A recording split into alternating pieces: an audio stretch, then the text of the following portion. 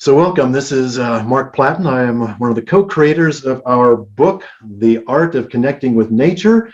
And today I have the pleasure of interviewing three, not just one, but three of our, I'll call you guys the three amigos there, of our co-authors there. We've got Dean Frankmore, and Dean wrote the chapter number 14, which is Into the Radical Center of Nature. And he also did the Ceremonies, Rites, and Rituals, chapter 33, the Medicine Wheel Ritual. We have Kyle Gardner down the bottom left of my screen. I think it'll show up that way possibly, or maybe just opposite of that, depends on how this records. But Kyle Gardner did chapter 5, which was Total Absorption, and then chapter 7 as the Rite and Ritual and Practice, which is called Non-Practice. And I have to say, Kyle, it is my absolute favorite ritual, rite, and ceremony out of everything, because I just love the concept. We'll talk about that. We'll get into that about what drew you in with that. And we've got finally David Rudin, who did chapter number 22, the Foothills Canyon. And so the three of you are friends, and right. So how long have you? That's what I'm going to start off with. How long have you guys been friends? How long have you been connecting? I'm assuming that nature has always been kind of something that weaves you guys together. If I know Dean well enough, that would be my guess. I'll start with that. Kyle and I have known each other since 1981. And so, what are we talking, 40 years now? Jeez, is it? It can't be. Yeah, it is 40. Yeah, right. The fall of 1981, UNC, Northern Colorado. Yep. And we met, we were freshmen there. And no, we did not meet in nature. We actually met, we were on the same floor, Harrison Hall, and we're both really into weightlifting, and that's how we got connected. And it was 10 years later that we really reconnected after college and started taking camping trips all the time, like on a yearly basis, Canyonlands, sand dunes, places like that. And then to skip fast forward, I met David 20 years ago when I first moved to Manitou. And Mark, I think I met you just a year or two before that when I was working as a pharmacist up in Safeway. In Woodland Park. Yeah, I think you're right there, Dean. So, and David and I have also, over the years, the past 20 years, we've both been in this general area of Manitou. So, shoot, we've hiked together, probably on a weekly basis. So, yeah, it's been kind of a ritual. You talk about rituals. Somebody could have written a chapter on the Manitou Natural History Society and our Friday afternoon club. Because that might deserve some explanation. They're the Manitou Natural History Society. It's been going on for I'd say 50. So we lost you a little bit there, David. If you want to repeat what you said, you froze up there. It's like, what? It was weird because from my point of view, you guys all froze, and I was like, it's hard to know exactly who's freezing, who's frozen or not. That's right. It's all about perspective. I'm the last one alive. They've all destroyed in nice. G. Wells. So go ahead and share again something about you're talking about the group. So we do this. We've done this hiking club kind of thing where we go out hiking every Friday afternoon, and whoever's around on a Friday, and that's been going on for 15 plus years. And get us together, get our dogs together. Sometimes the kids have various children have joined in at points in time, and the camaraderie, but the connection to the natural world, it's all like part and parcel.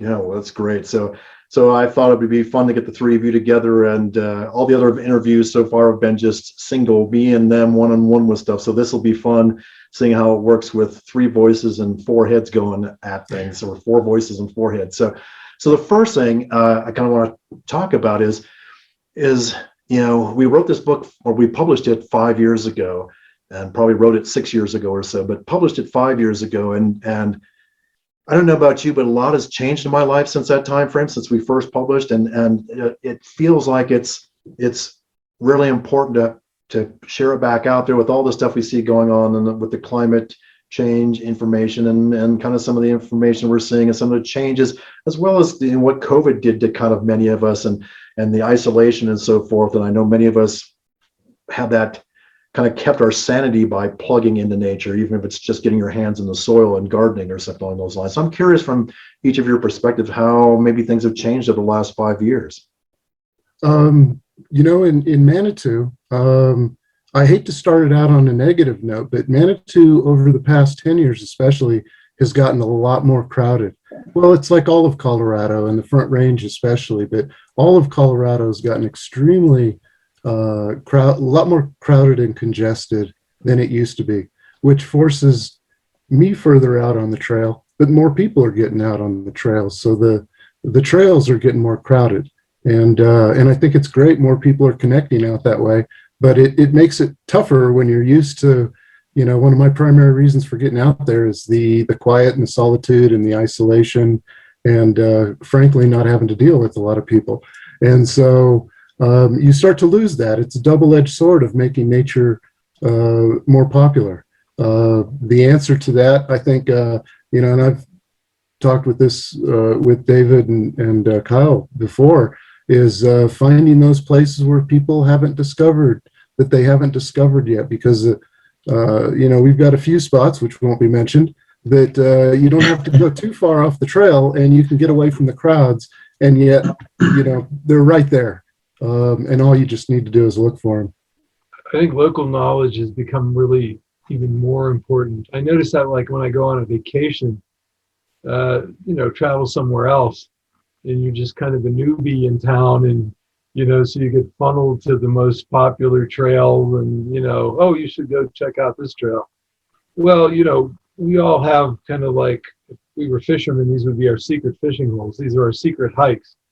And so yeah, I agree with Dean. We can still get out there and find places just a little bit off the, because oftentimes, you'll start on a very popular trail, and there's a little detour that we know about, several of them that we know about, and we'll take those.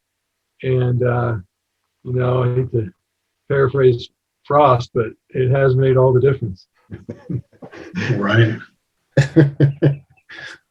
Yeah, I would just add that, especially around here, I live just a few miles from Boulder, and what I've found is that avoid the weekends. And with the way my schedule's kind of been working out lately, going out on some of these trails over by, in the foothills and the Flatirons during the week, turns out to be pretty nice. You have a fair amount of solitude out there, not completely to yourself, but it's not quite as crowded as it would be on the weekends. Some of those places are just to be avoided on the weekends, it seems. All right, so that's a good place to get started, gentlemen, with the practical, here's what's going on with overcrowding and stuff. I'm going to invite you to go deeper. What's happened with each of you over the last 5 years? I mean, what's your relationship with nature, Ben? How's it changed on a more personal level, other than the frustration of more people and those kind of things? Is there anything that has stood out for you that would be like, this is what I've noticed about myself? We're all getting a little bit older. I'm getting gray, with that. And so has that changed you in any way? Our children, if we've got them, are getting older. I'm just curious if any of that has changed over time. How about Kyle? We'll start with Kyle this time. Oh, okay. I think it's the connection with nature has become more vital over the last few years. There have been, life changes, parents passing away, career changes, children getting a little bit older and getting deeper into their own social networks and things like that. And then you throw the craziness of the modern political times into it, and it seems like those connections are more vital than ever. And connections maybe on the trail, but also just kind of in the backyard and local fishing hole or bird spots and things like that become even more important with each passing day. So I think for me, just it's become more vital, more essential, and like you say, we're getting older. I certainly feel older than ever, but as we hurtle toward, or maybe in my case, stumble towards some of these milestones, that connection just becomes that much more critical.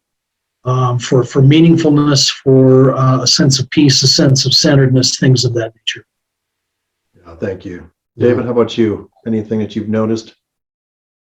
Yeah, I mean, I remember during the early phases of COVID, my wife and I would go up to my brother's land. He's got 7 acres out north of Cripple Creek, bordering some BLM, and he built a cabin there years ago. And we were, my wife and I were sitting there talking, and it was like, God, there really isn't any COVID out here.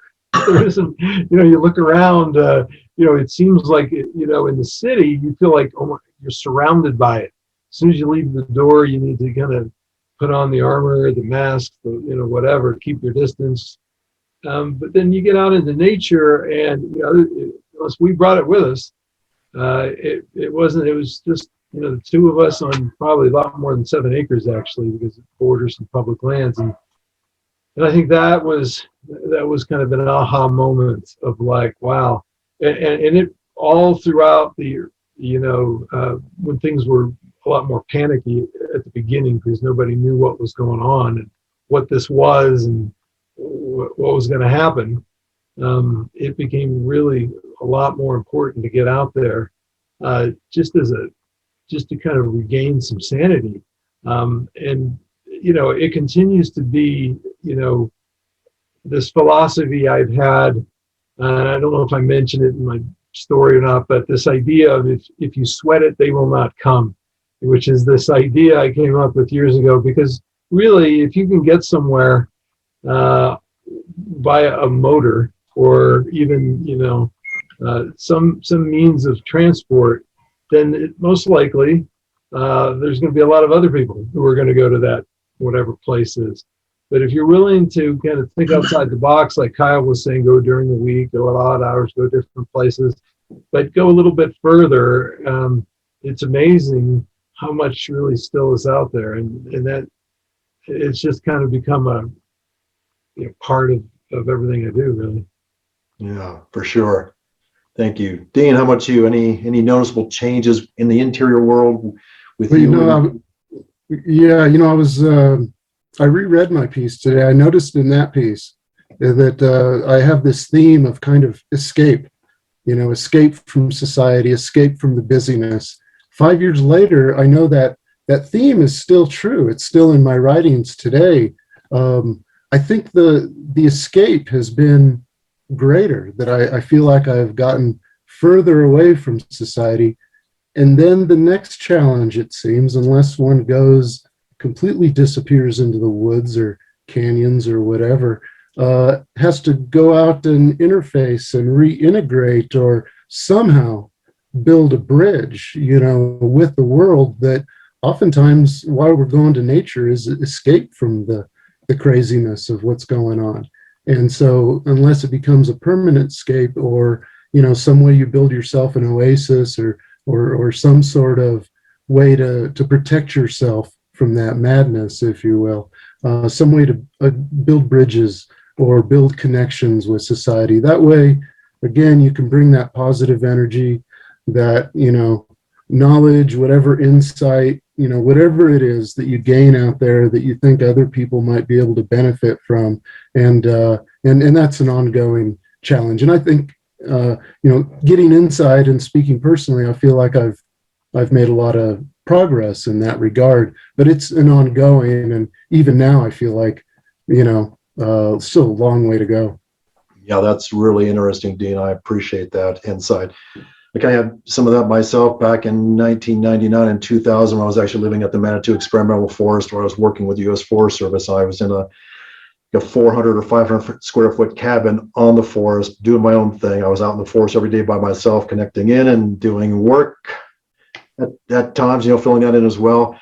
I was doing, a lot of indigenous studies with different teachers. I was doing shamanic journeying. I was doing all kinds of spiritual work and journaling and all these things, meditating twice a day. And I had such a deep connection to nature, and I was getting all these downloads and communicating with nature and it sharing stuff with me. And it's like, oh my gosh, this stuff is amazing. I'm writing all about it. And then came a time where it said, all right, it literally said to me, you need to reintegrate back in. If you die with this, so, what's the purpose of us giving this to you if you're just going to die with it? Yeah, great for you, but it does nothing for the advancement of where we're going. It's like, shoot. Yep, you're absolutely right. I got that. So I moved from there and came back down into the city and worked over at the college down here, and then went and started working for CSU and those kind of things. And it's it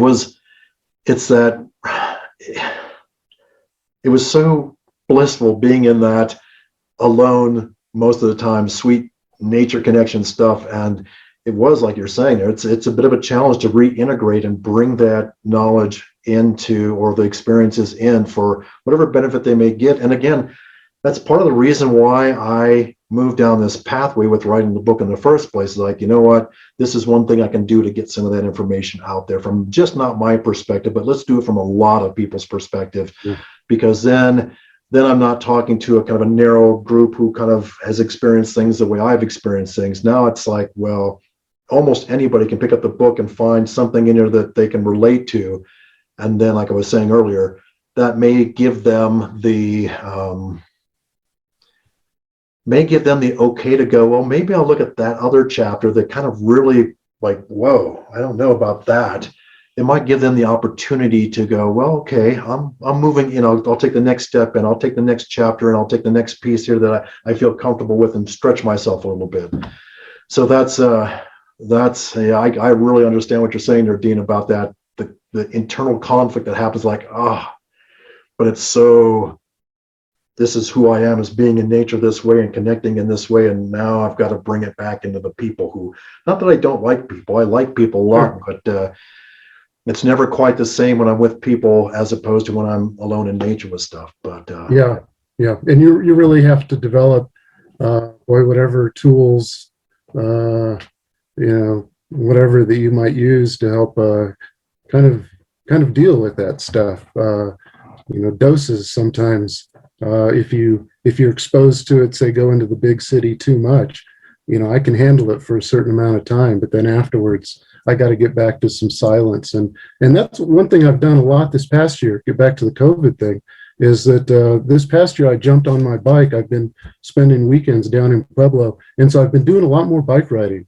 And it's been what I call town and country riding. So I'll ride around just the neighborhoods of Pueblo or on the outskirts of town on these country roads. And so a lot this past year of my connection with nature has not been on the trail, but on the bike and on the road. And I find that just being, say, in a quiet neighborhood, on the bike, open air, sunshine, all kinds of weather, night, I ride in the winter, and just being out in that way, outside of the walls of the house, has just been a huge connecting, another way of connecting.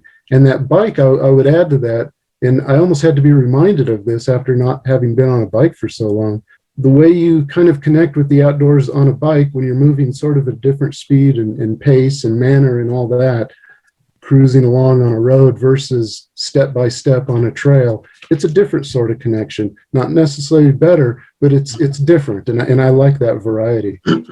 Yeah, I think that's, that variety is again, I keep saying this every time I do an interview, is the whole word, the art. It's the art of connecting with nature. So for me, that art piece is looking at it is that you've got to be creative with this. We all come at nature in different ways. The three of you have three really different stories that you wrote, three really different ways of experiencing nature, and yet you experience it. There's a lot of similarities there too with your relationships and connectedness and hiking and those kind of things. And last night I interviewed Cheryl Conklin, who's one of our co-authors as well, and she was saying, what's really calling to her right now is to get really intimate with her inner landscape and with her small yard that she has, and really listen to, and she said I'm not sure she's a master gardener or not, but was a professional gardener.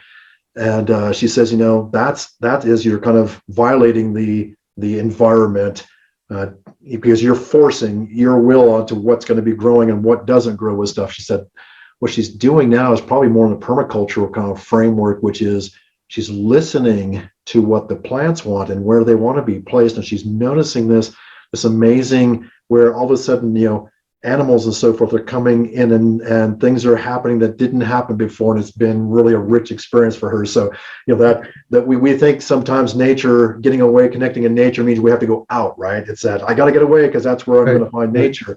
And some of the best places we can find it is, do you have a plant in your house? Can you connect with that, or your animals? We've got several authors who wrote about animals. David, you wrote about hike up in the foothills canyon and with your dog there, and that deep relationship that we have with our animals. I mean, that's a spiritual nature connectedness that we can live through. Those of us who have kids, if we can, for me, and I've got grandchildren now, is looking through the eyes of those wee ones and staying in that wonder, going, okay, what are you looking at here? Just let me follow you around and see what piques your interest and what captures your imagination.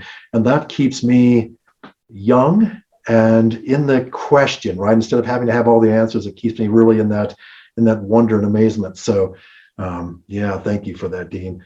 Let's jump into our chapters a little bit there, unless you got something else you want to share there, Dean. I just wanted to mention real quick, one of the things I love about this circle is you can mention Cheryl talking to plants. And in a circle like this, where it's like, I was talking to a tree this morning. So, that's perfectly normal. Yeah, right. And for those who might be watching that don't believe in that way, it's kind of the Henry Ford statement of if you think you can or you think you can't, you're correct. And I always say that. I mean, and it really comes back to Kyle, to your non-practice, is like, if you dedicate time in nature, if you plug yourself in, if you open yourself to it, something's going to happen. It may not happen right away, but something will happen if you keep at it. And we can't tell you what that something's going to be, because it's different. We each need a different medicine, right? We each need a different input, a different pathway that all kind of lead to the same center. And I love that non-practice piece. So there's very zen. Yeah, absolutely. Let's jump into the chapters here a little bit. So let's start, David, with you with your chapter again, was chapter number 22, the Foothills Canyon. Tell me, of all the different things that you could have written about, why was that what needed to come from you? What was it calling? I'm just kind of curious. I guess it's the perspective of, this is a place that I've known over many years through many seasons, and I've had a variety of experiences with it. From, you mentioned that, pets. Well, I mean, dogs, are a great match for someone who likes to get out hiking and be out in nature, because so do they. I mean, they, probably half the issues that we have in raising them can easily be settled, either kids or dogs, really, by getting them outside, let them run around. I think adults as well. Yeah, it really is. And so this particular place, which is like, as Dean mentioned, it's one of those places we kind of hold close to the vest, because, it's close to, much more crowded trails, but for a variety of reasons, mostly it's geography. It's kind of a little secret place, and very few people go there. And so I think having a place that you can return to over and over again kind of has a certain charm. I mean, there's definitely novelty that's exciting, and going different places and experiencing different habitats and things, but getting to know a place really well and really deeply is kind of a unique experience. And I think that this place has been that for me. I mean, I was there just, a couple of days ago. Which is that, well, never mind. You're talking afterwards. What's the secret, man? Where is this place? We'll talk about it later. Yeah, we have to have code words and stuff, so we don't give away.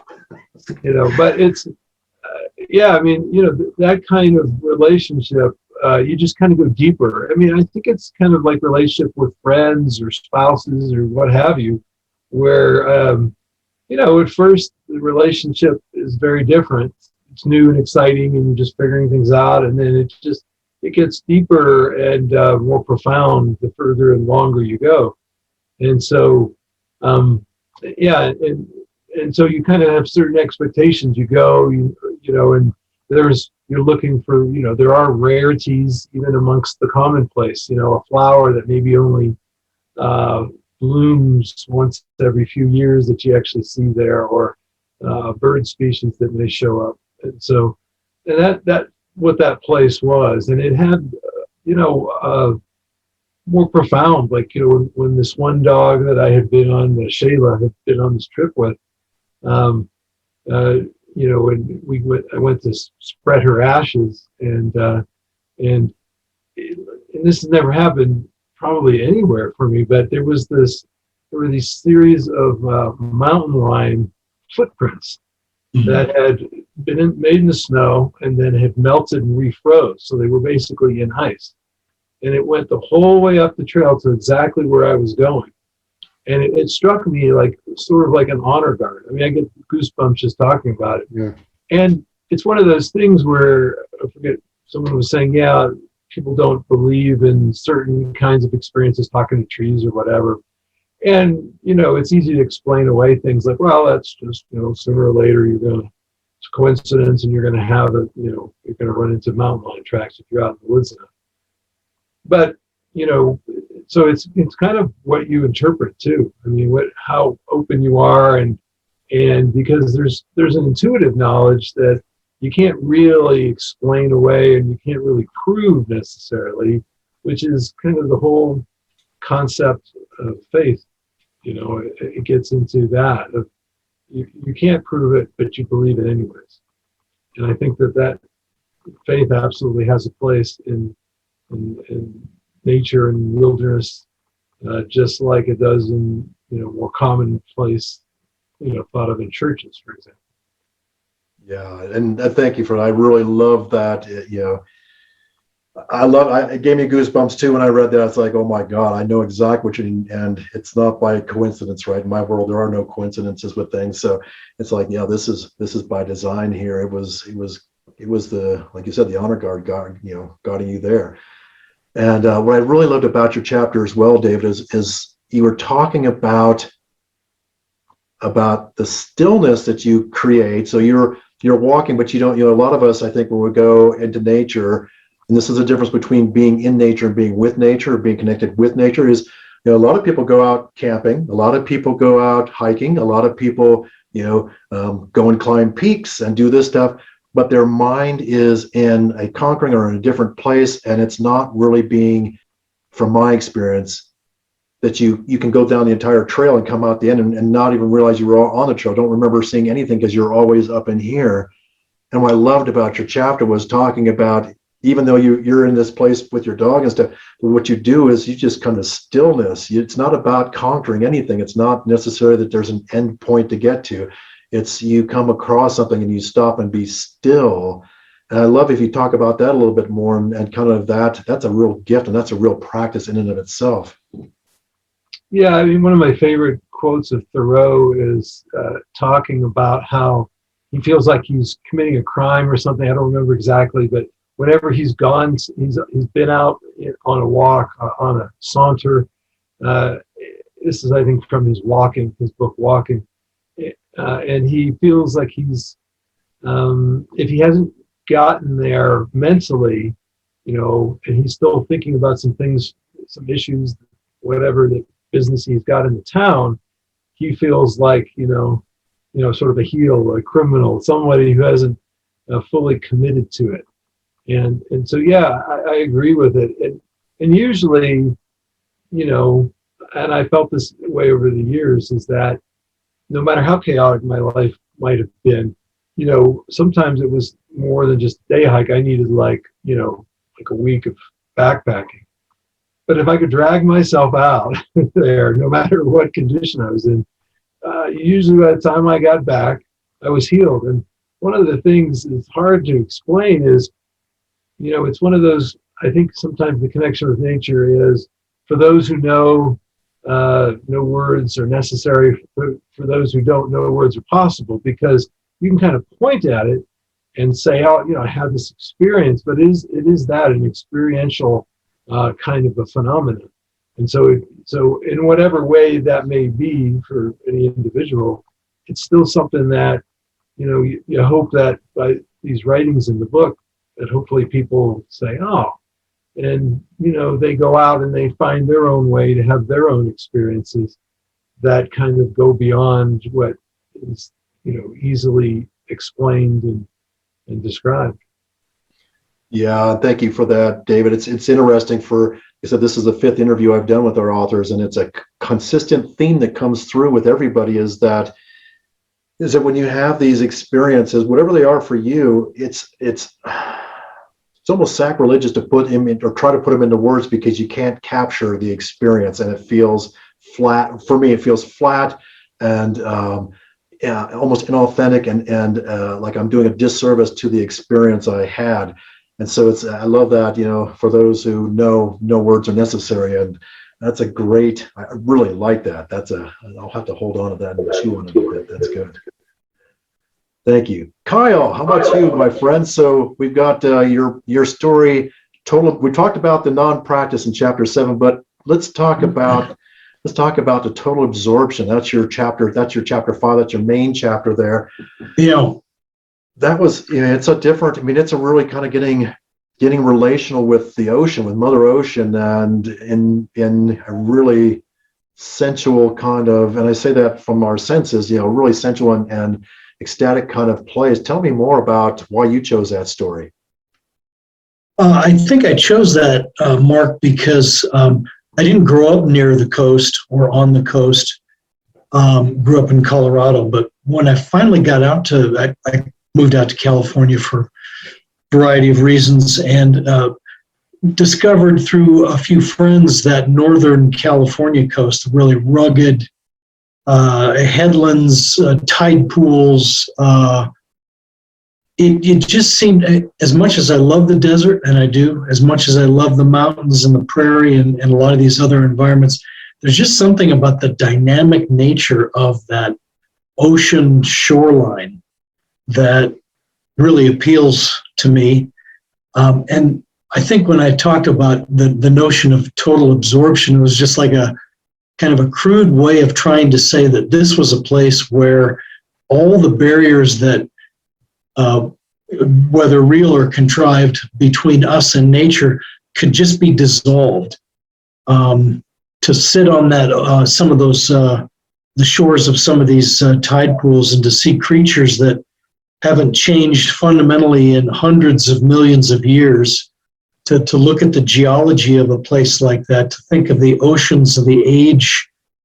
It just seemed to be the ideal spot where any sort of barrier between myself, whatever that was at that moment, and nature just seemed to be erased. It was a way of just kind of totally getting in touch with it at such a level that, again, the crude way I described it was total absorption. Was I felt like I was being completely absorbed into the scene, that there was no differentiation between the scene and myself as a bag of salt water, with a barely functioning consciousness. That scene there on the shoreline was just was about as good as it gets. I think the timing of it was good for me too. That was I was able to go there during a time where some real life changes were taking place, and yet the continuity of the ocean and the shoreline really reached out as a healing place for me as well. So total absorption was just kind of a quick way of kind of describing, in very few words, what I felt was actually going on there while I was there. And all those barriers that might stand between us and the outdoors seem to be just completely washed away or obliterated by being that close to the shore like that. Yeah, that's interesting. That's good. Dean, were you saying? It made me think, as Kyle was talking about it, just that rhythmic pulse of the waves going in and out, and how primal that is. How, like you mentioned, Mother Ocean, how much that's like being in in a womb, that kind of sound. I think it really speaks to, to our core.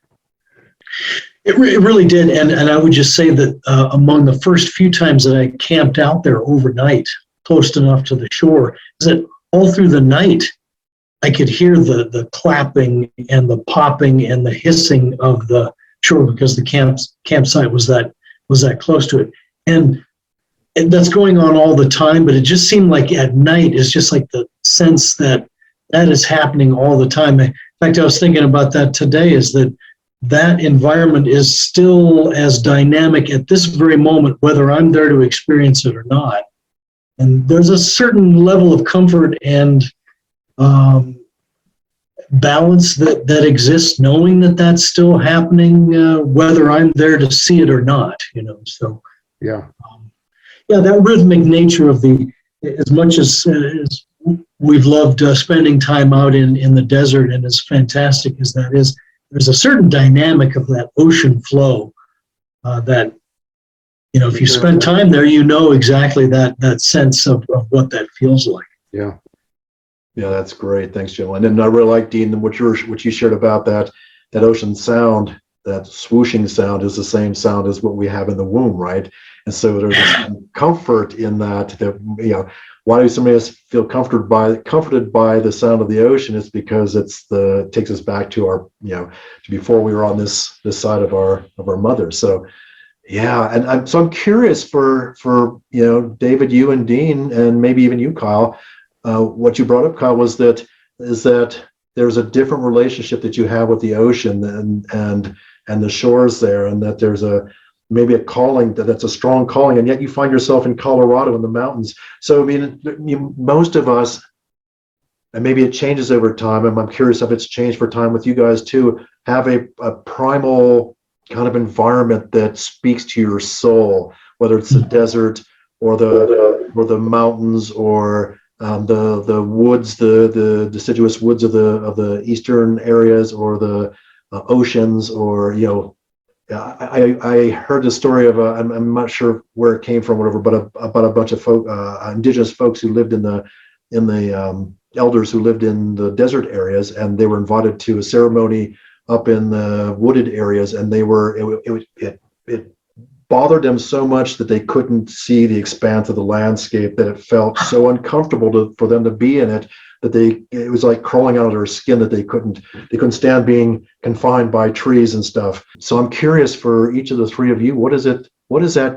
Is there one? Are you aware of one that really calls strongly to you, and has that changed over time? For me, it's been fantastic landscapes has been the main draw for me. So I tend to like spaces that are wide open. I like looking at the sky and the clouds and just that expansiveness you get from being out there. But fantastic landscapes that we're not used to seeing in everyday life. And so, like the deserts, or like where you run into something like White Sands or Carlsbad Caverns.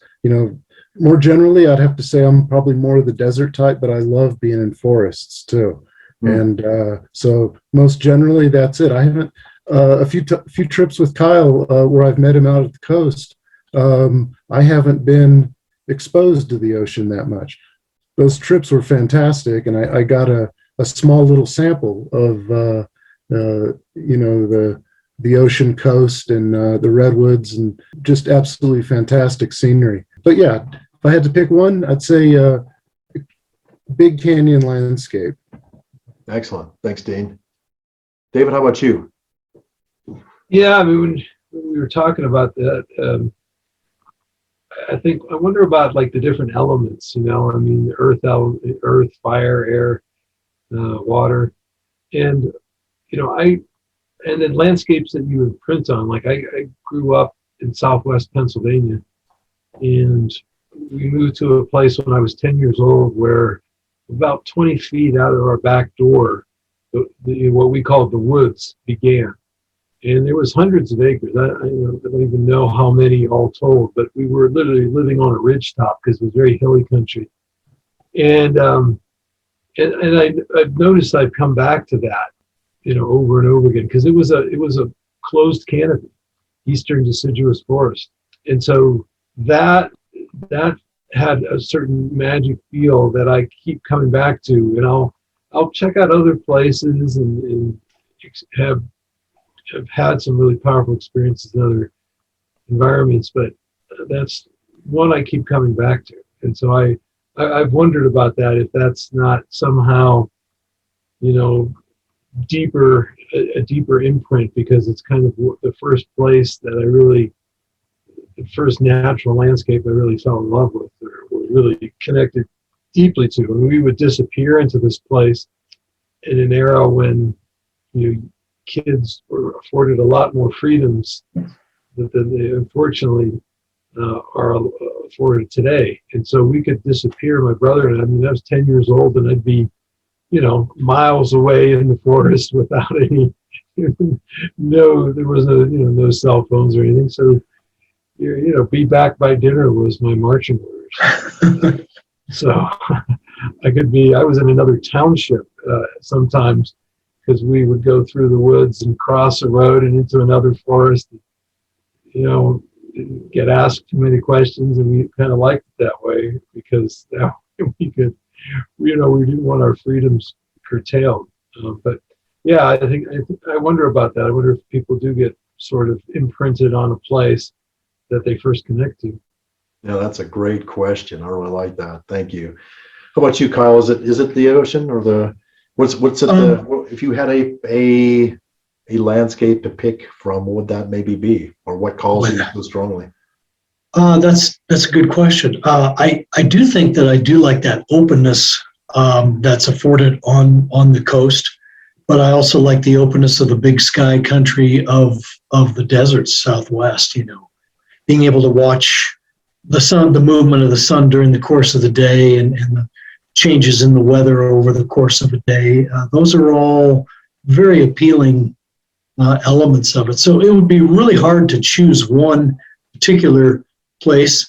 That ocean side location that I wrote about, it just, again, there was a dynamic element of the ocean there, and the birthplace of life, and all the other things that kind of go with that. But really just kind of the openness of the sky and the openness of the landscape is something that's always appealed to me, I think. Yeah, it's kind of interesting with me as well to think about that, because I know, it's interesting that the three of you have a real relationship with the desert. For me, it's like, it feels I am driven by life forms and plant life forms in particular with things. And so it's almost hard for my soul to be in desert, although I get that there's plants, and I'm talking like I want this thriving green. Even in Colorado, I notice if I step away from it in the winter months here and then step back and see how brown it is, like, oh, my soul is aching for the green of life, for that expression. So I'm aware of that. I'm also aware what's really interesting is I grew up, David, in eastern Iowa, so a lot of the deciduous trees and woods and stuff there that I grew up, tramping through in that completely closed canopy as well.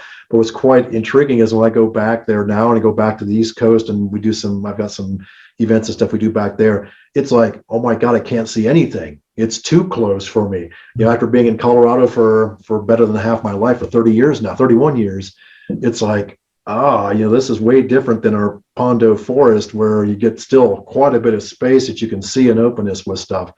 So I'm noticing that myself, and for me, I'm being called more to the water. It could be ocean, or it could be lake or something like. But I'm feeling that calling as I get. It's like, oh, my time at the mountains are coming to at least for part of the year a close with stuff, and I'm being drawn in a different direction. So I was curious with you all if that has changed over time, and kind of what's pulling at you, if anything is kind of going, hey, whispering, hey, Yeah. hear me? Hey. Yeah, there is a piece in the book, the sound of water practice, or something like this, just a couple of short little paragraphs, but I reread that again today, and it's just so true. I mean, the sound of flowing water, there is something about that that's very soothing, very, meditative, and so whether it's the ocean or a small stream, or, water lapping at the shore of a pond, it's that sound is pretty soothing for me at least.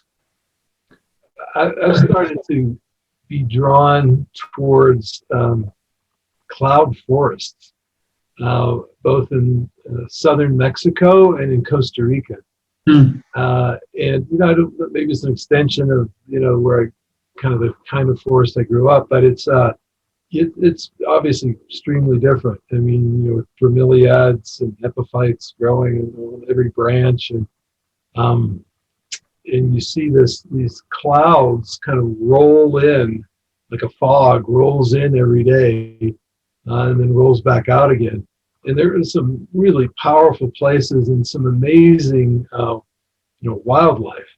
And so it's a place that I feel like I've just scratched the surface. But when I think about, okay, where would I go if I could just go anywhere? That actually starts to, at the moment, it's kind of the top of the list. That's awesome. Yeah, you touched on maybe at Mark, where you said part of the year it's calling to you, it sounded like, and the older I get, the more I think, part of the year down in a warm location by the ocean would be a nice addition to the mix. Yeah. I'm not ready to abandon Colorado necessarily, but I am being called for some of those reasons, and for that, to be in those warmer environments. I'm not as cold hardy as I used to be. I mean, the stories, and I even remember it, growing up on the farm, back in eastern Iowa there, I'd be out, when it's, pushing 0 or below, and I'm out in a t-shirt and no mittens on, and creating snow forts and all these other things. It's like, but now it's like, it can be an impediment. It's like, oh, it's a little bit too cold to go out and engage in nature, where before it's like, oh, the snow is the invitation to come in and dig in deeper. So I'm observing that change in myself, and that's going to be kind of my last question to you guys, I think, is because we're no longer young whippersnappers anymore. I'm curious, and not in a bad way, because we can journey into this in a really difficult way. There's different ways of aging. You can reflect on how I can't do that anymore, and I can't do this anymore, and I remember how I used to, and I hurt, so I can't do that. We can focus on that, but there's a real gift in going, well, okay, so I'm going to surrender to this new phase and realize that there's something more that the universe is asking of me, that the divine is asking. I'm curious if you guys are getting that inkling at all, if that's kind of, again, tapping on the shoulder and say, hey, pay attention over here. Come, our jobs are going, after a while, we aren't our jobs anymore. Maybe we were never our jobs. But what is it? I'm curious what it is, if any of you are, because I'm having that calling, I'm feeling that nudge, that push. It's like my youngest son is now a sophomore, like I mentioned, sophomore up at CSU. So it's like our time with kind of nurturing our kids are done. I must have spent 25 years, and my wife Ariana 40 years raising kids. And so there's a different phase for us that it's like, oh, okay, now what? And I was really clear when I was like 3 or 4 years old that I was going to have a family. I was going to be the best dad I could be. And it was that young. It was in my being. It's like, okay, this is like a soul contract. I will have a family. I will put my focus on them and be present and make that the great mystery and journey for that time period where it was there. And I feel like I've done that.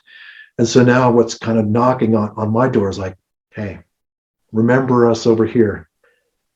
Pay attention. We're drawing you to something new.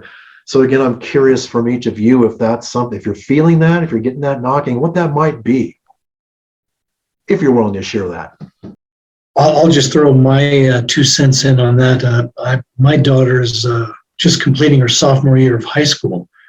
And so I'm starting to feel that, and my career thing is kind of morphed and changed, and it's kind of in the past. So it's like, yeah, what is the next phase going to look like? I think for me, it's got to be getting out on the road to see some things that I've never seen before, or to spend a lot more time going deeper into some of these places that I've always wanted to visit. So yeah, there's a calling there.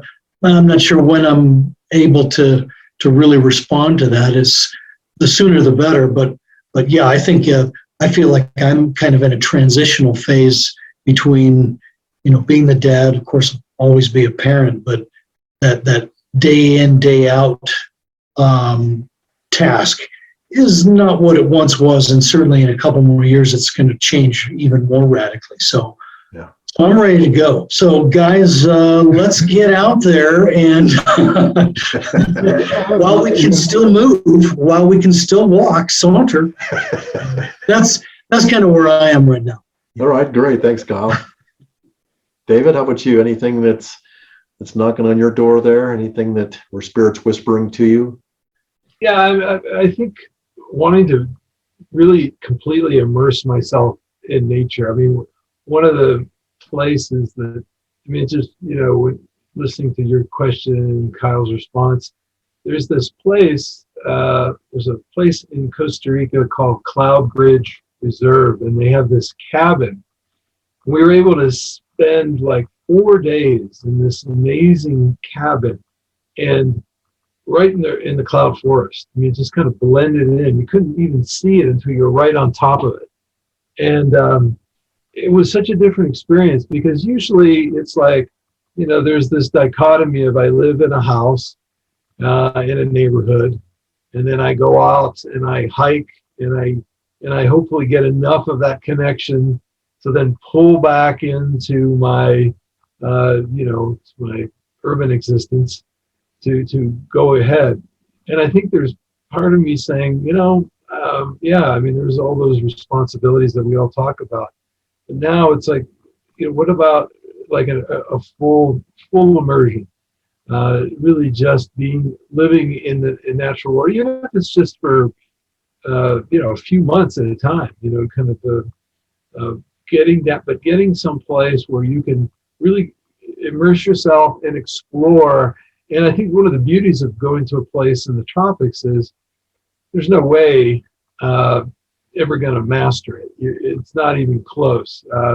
If I had several lifetimes, I couldn't, because it's so complex, and there's so many relationships, and there's so much dynamism in those systems that, just the number of plant species and insect species, it's through the roof. And so it's just a great way of being able to just immerse myself as a kind of a full-time naturalist, really, where that is the focus. And so my wife and I have some travel plans, and hopefully we'll be able to take those and expand on them, and when I finally keel over, that's where I want it to happen. Or they just say, hey, if you just drop dead there, I think, 2 feet over there, that's where we'll dig the hole. And, What do you mean dig a hole? Just let you drop there. Well, right. it decompose, vultures, you can decompose. But the bottom line is just like, hey, I'm right there. Let me just fully embrace. So it's almost like a deeper level that feels like I'm wanting to do, a deeper connection. That's great. Yeah, I love that. I've always joked with my family. It's like, yep, when it comes to that time, just, knock me on the head and roll me down the hill and just drive away, into nature, let nature take care of me. I'm becoming more of a pain in the backside than I am useful to you. Just, roll me down the road and let it go. I doubt if they'll do that, but that's kind of like, just let it go. Yeah. How about you, Dean? What's whispering in your ear? I think the terms you use, I think, are appropriate. The tapping on the shoulder, the whispering of the ear. We get to this age, and there is a certain call, I think. Our own souls, or the bigger soul, is calling us to, we fulfilled certain responsibilities, and we get to this age, we're facing that great exit, and you start your priorities and values. They can become more self-centered, in the sense of, I want to find out what, whether it's immersing yourself more in nature or whatever. I want to do something that's speaking more to my heart, and I think we kind of get permission to do that now when we fulfilled those responsibilities for the most part. They never, like Kyle said, they never, thank goodness, completely go away. We're always going to love our children and being connected with them. But like you were talking about with your boy moving off to college, once things like that start happening, you realize, okay, what what next am I going to do? And you do sort of have permission at that point. Well, what do I want to do with whatever amount of time I have left? And that's where I think the listening becomes especially important, and the quiet and the stillness, because then, nature's talking to you, your internal soul is talking to you. There's maybe a dialogue, hopefully a dialogue going on. And through that listening and through that stillness, you hopefully get some sort of guidance and answers in that a very exciting time, really, I think. Yeah, and I feel the same way. And I think there's almost from me, there's almost an obligation, if we're at all conscious and really paying attention, to model what that might look like for our children and grandchildren, for other people coming behind us, right? Because every young man, every young woman needs a mentor and a model that they can go. Because we've got lots of models where getting old means it's a horrible thing, right? You become invisible, you become crotchety, you become irrelevant, you get, I've been in men's group where all they talk about is what's hurting them and it's like, this is not where I want to be. This is not, talk to me about the deep stuff going. That stuff is peripheral. Talk to me about the richness of what you're learning through that process. Let's get deeper with that. And I think there's a responsibility in a good way for us to, how do we age wisely with grace and with compassion and with, again, being gentle with ourselves and giving ourselves permission to open up other doorways within, right? When the physical kind of goes, then what other opportunities are there? Because there's always an opportunity. There's always one door closing, there's always another one opening. So if we're available to move through that doorway, there can be some real powerful opportunities for ourselves, and also again a model for those around us to go, wow, I want to be like this guy when I'm his. I mean, and I've got several men in my life that are like that. It's like, okay, cool, you're the model. I can see that this is a possibility, and that's really a rich pull, right? I want to be pulled in that direction. I want to model what that person's doing. It's kind of a mentor from that standpoint. So yeah, and I think we have the antithesis. We've talked about this before. That model of the nursing home model, where it's almost like the hell that of growing old, and absolutely in that, and which is the case for a lot of generations or two before us. And it's like, no, we'll do it differently than that. And when the end comes, roll me down the hill or leave me on the side of the trail, I'm good. To do something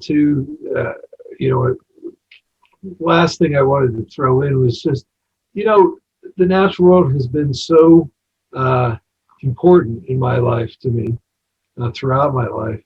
And I think, obviously under siege in a number of ways. We could do Zoom calls till the sun goes down here. Basically, I think about, what about contributing something? What could I do? What little thing could I do? I've tried over the years. I've been active and an activist, and I've protested and I've written letters and I've taught environmental education, but I still don't feel like, I still want to figure out some way of conserving some wild land, maybe to be able to go someplace where, I could buy a few acres that connects a couple of wild places, and that strategic little bit of acreage could then eventually be an important bridge, connecting like a wildlife corridor. Just a small thing, and I think, what could I do as an individual or as my family to make, a difference, kind of going out, or whatever it is, but some kind of thing that I felt like, because I've taken a lot, we all do. I mean, we live in a Western society, and so even the most modest of lifestyles in the West burn some serious resources. So, I think that's another piece. What could I contribute back in to further before the end? Yeah, I like that a lot. Kyle, were you going to share something too? I was only going to add that I feel very fortunate that in the last few years, I've been able to take my daughter out to a few of my favorite places: Canyonlands, Arches, Chaco Canyon. We went to see the eclipse. And, she's 16, so she's got a life, that whole social life of sports and friends and getting a driver's license and all that. It's like, I kind of feel like I've accomplished something there, like, helping nurture some tender shoots. Now, who knows how all that will develop in the future, but I feel like I've accomplished something by at least showing her and taking her to a few places that are meaningful to me. And how that will grow or mature over time, I don't know, but I feel pretty positive that at least there's something there in place. The early growth is positive there. So. Yeah, and that's really great, Kyle. Thanks for sharing that. So I guess, what that reminds me of is what I spoke with one of the other authors about, is that, Steve Tromulak, is that almost our, the last thing I can say here, I guess, is, I'm kind of putting a charge out there for all of us to if we find those young folks who, the children who are around us, or who we come in contact with, or even just randomly, in nature, we see them, and to invite them to dig in deeper and to share with them some of the stuff that we've got. That way we perpetuate that gift, right? That's one of the great ways we can give back fairly easily, is to be present to those kids who may not see it. And Steve was saying that it was a 7th grade teacher of his that they visited the ocean. He was living in California, and they went out to the ocean for class. This is back, 50 years or 60 years ago. They went to the ocean for a class, and he learned all the different algae and all the different species and all the different everything. And it's like, it just kind of, that teacher, had no idea that he became a professor of wildlife and fisheries at Middlebury College in Vermont there for 35 years. And, that teacher had no idea the impact he was having on at least one student there. And so I think there's a way that we can find opportunities where we see children, maybe poking at something, and we can help nurture them and excite that and keep that going. Certainly I try to do that with my grandchildren and my kids when they were younger. But, all kids are all of our kids anyway, right? All children are our children. And I think there's an opportunity for us to keep sharing in that way. And that's a great gift. That's our legacy, if we can, even though we will never see it, and what seeds we might plant in some of those young, open minds, before they become polluted with all the other things that we tend to dump into them. We plant them with that magic seed. So I'm going to throw that out to all of you, because I know you guys are kind of special people that way, and can affect change in that way. And what was really interesting was Spirit was talking to me as I was going through this process of things not going, into the millions of copies. And it's like, what's enough for you? What's enough for you? Is one enough? And it's like, oh shit. Yes, one is enough. And I've really tried to hold that space of going, if it only affects one person's journey, if it only allows them, is that enough? Is that good enough work to have happen? Yeah, that then for me is part of my agreement with Spirit when it told me I got to get back. It's time to reintegrate in community here again, into society.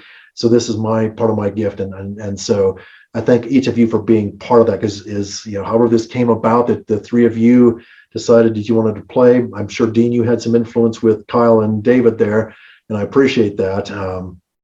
But it's really some really special work here, I feel, and if we just make a difference in one person's life, that would be miraculous. And thanks a lot, Mark. I think that's great perspective, because we tend to put labels on what success is going to be, having that bestseller, and thinking that's what it's going to, and then kind of lose the sight of who knows what little ripples might be happening immediate and down along the line that's going to make huge differences. So yeah, that perspective's huge. Thanks for sharing that. Yeah.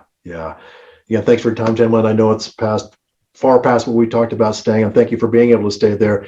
You guys have a great night, and I would love to catch up with you down the road here. I'd love to go on a walkabout or connect more deeply. So yeah, thanks, gents. Cool. Thanks, Mark. Thank you, Mark. Appreciate it. See y'all.